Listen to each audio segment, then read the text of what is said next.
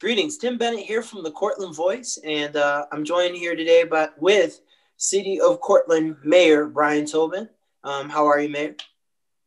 Doing well. Good to see you. Great. So we wanted to speak with you on a few things as we end the year. One would be events. Two would be the holidays. Three would be COVID-19, not just in the general or greater Cortland City, Cortland County area, but also how it hit us personally. So, Mayor, I'm just going to speak on one thing. For me personally, I was able to see family and whatnot, but because of COVID-19, I celebrated the holidays, by seeing, my father dropping off a meal. I was able to see, my girlfriend's family bringing them a meal, keeping it small, not wanting to share the spread, because obviously, as you see on the news, it can go to children, it can go to people middle age, it can go to elders. Another way that COVID-19, I should say, affects me personally. Well, if you remember, about a year ago, I purchased the events from the Cortland Downtown Partnership. Chillabration, Taste of Cortland, Taste of Downtown, and the other being First Light. For years, this event has been happening that I'm speaking of as First Light. And I already knew that I was going to have to make this announcement. And it hurts my heart to do that because I've always been an event person. I always love to host and put on a good time, make people smile, make people happy. But because of COVID-19, we definitely cannot have that this year. And it hurts my heart, I look forward to doing more events in the future, more socially distanced event, and bringing that event back, when 2021 goes to 2022. But at this time, it's just not safe, for everyone to get downtown. And I'm thankful for everyone who I worked with. Normally that would be like John Scanlon, who owns the Clock Towers, who would always put the big ball up and then drop it. Organizations like CVS, who would allow us to let the fireworks company, Majestic Fireworks, put their staff in that parking lot right next to the youth bureau as well. So John McGurney, and for the public, to fire them from there. I'm always thankful that for the police and the fire and the EMTs, all the health professionals helping, elected officials as well, because it has to go by, you and the Common Council. But I know I've said a lot, but I mean, the main one I want to thank each year, the McNeils. With their insurance company, they've been a sponsor for it for a long time. So, I mean, I wanted to make sure that I thank them. And it really, it stinks, but at the same time, I'd rather create more memories with you in the future rather than for a short memory and not be able to have any more. Every day we keep seeing the numbers go up with people passing away. Every day. And I care more about you, everyone watching, than that event. I'll count down in my living room. I don't need to be downtown county this year. In the future, and that'll give me an extra year to do some planning so that when you come back, that'll be more fireworks, more things, bigger and better. Mayor, I'll let you chime in, say anything you'd like to say. Yeah, so Tim, definitely the right decision. It's an odd year, and there's so many things that we are putting on hold, that we are postponing, sometimes canceling, but I like to postpone things. So maybe we can do a New Year's celebration next fall or something when we know we can gather safely. But it definitely is the right decision, and that's something that we want to address today, talking about what people are planning going ahead. So let me just right off the bat, in terms of celebrating, New Year's coming up. Please, everyone, plan appropriately. And that means that you are maintaining physical distance. Do not expose yourself to people that you're not usually out with in terms of what your inner circle is. Your inner circle are the people that you see and trust and live with on a regular basis. New Year's Eve is a great potential for some super spreader events. And I encourage everybody to please avoid going to events, going to places, and have a good time, but do it safely.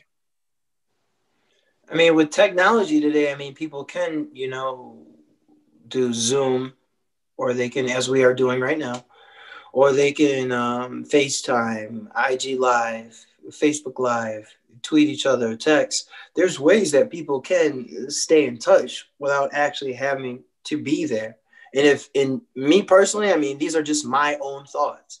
I'd rather have, like I said earlier tonight in this video, I'd rather have more moments with you in the future than be selfish right now and lose you forever. So, I mean, those are just my thoughts.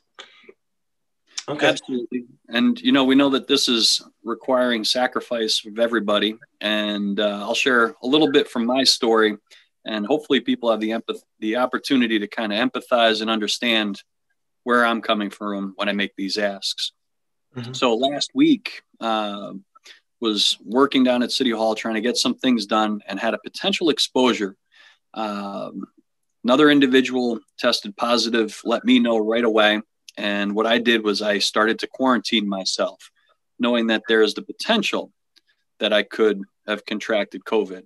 And what's happened since last Wednesday and today, well, my family, we celebrate Christmas. So over the Christmas holiday, got a 4-year-old, a 12-year-old, and obviously my wife. I've been quarantining from them. I'm coming at you, not live, but recorded from my living room, from my bedroom, which is my living room, my bedroom, my dining room. But I'm in here by myself. And I've been doing this since last Wednesday because I wanted to protect those around me. And when we got to Christmas, washed my hands, put on an N95 mask, and watched the kids open the presents from the other side of the room, and went back to this room.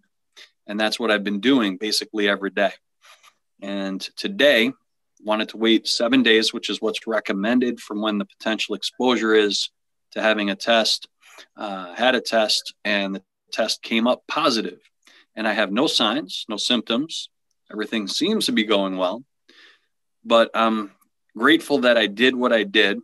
And trust me, every parent knows one of the toughest things to not do, hug and kiss your kids. And I've not done that now for a week. And that's something that you notice. But it's something that I felt I needed to do to protect my kids, my wife, and by extension, other family, other friends. So I haven't been out, haven't been doing things, and going to be quarantining for a little bit more time. So my New Year's, by myself in the bedroom, and I hope that other people can take a little bit of heart in that as you're making plans. Plan appropriately so that you're not exposing others or potentially exposing yourself to the virus. Well, thank you for sharing that with not just us, myself, the Cortland Voice, but the community. But we wish you well, with the rest of your quarantining and, your healing and everything. I know it's hard to, put yourself out there and things like that, but by you showing, humility, others will be able to see that it can happen to anyone, because everyone, anytime they saw you, whether it be downtown in videos, you were the first one with a mask on promoting it. So that's why we all need to really be careful. Stop the spread. And make no mistake, I feel like I've been following the protocols pretty diligently. And where I think I had the exposure, both of us were wearing masks. We exchanged some paperwork. We were in the same workspace for more than 20 minutes. So I look back and it's not like, oh, well, this is when it happened. I still look back and I'm kind of thinking, I thought I was following everything as stringently as possible, but it's out there and we need to be safe and protect ourselves and those around us. Agreed. Are there any other things that you might want to say to the community? Yes, as I said, as you're making plans, let's be smart. But on top of that, let's be positive, because we know it's been a rough year and there's been a lot of challenges that many people have gone through. But 2021 promises to be a vast improvement, and it won't happen right away. It might take some time. But with the development of the vaccine and distribution, we know that we are headed in the right direction. So don't just think about today, some of the challenges that we have, but let's look forward with optimism. And that's what New Year's is about. We think about all the possibilities and all the great things that might happen. And I encourage everybody have a positive attitude heading into the new year. Agreed. Okay, well, Mayor, I thank you for joining me, and I wish you well. The community wishes you well, and have a blessed day. God bless. Thank you. You as well. And Happy New Year's to everybody. A little in Happy New advance. Year's.